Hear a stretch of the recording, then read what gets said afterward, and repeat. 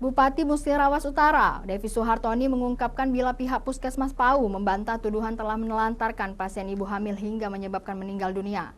Tidak disanksi para nakes di Puskesmas Pau dan tetap bekerja melayani masyarakat seperti biasa.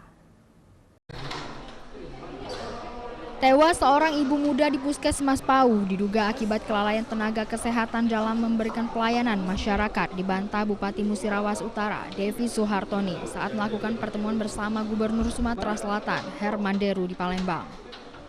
Bidan Puskesmas setempat di Puskesmas tersebut juga melakukan pemeriksaan. Menurutnya pasien memiliki resiko tinggi lantaran kondisi janin yang besar sehingga dianjurkan melakukan proses persalinan di rumah sakit. Bupati Muratara mengungkapkan tidak ada pencopotan dan proses hukum terhadap tenaga kesehatan di Puskesmas Pau. Pelayanan kesehatan kepada masyarakat tetap berjalan seperti biasa.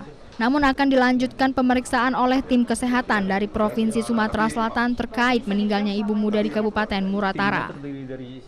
Sebelum ibu itu melahirkan, ya kan, nakes kita, perawat itu kan merawat dia terus, bahwa udah dikasih tahu ibu punya risiko tinggi. Nah, kalau di puskes semua alat tidak ada dan segala macam, lebih baik ke rumah sakit, ada SPOG gitu. Tetapi kami Kadinkes, camat dan lain-lain udah pergi gitu, semuanya sama-sama legowo gitu. Sebelumnya kasus tewasnya seorang ibu muda diduga akibat ditelantarkan tenaga kesehatan Puskesmas Pau, Kabupaten Musirawas Utara viral di media sosial hingga mencuri perhatian publik. Akibat curhat dari sang suami yang mengeluhkan pelayanan kesehatan di Puskesmas Pau sehingga mengakibatkan istrinya meninggal dunia.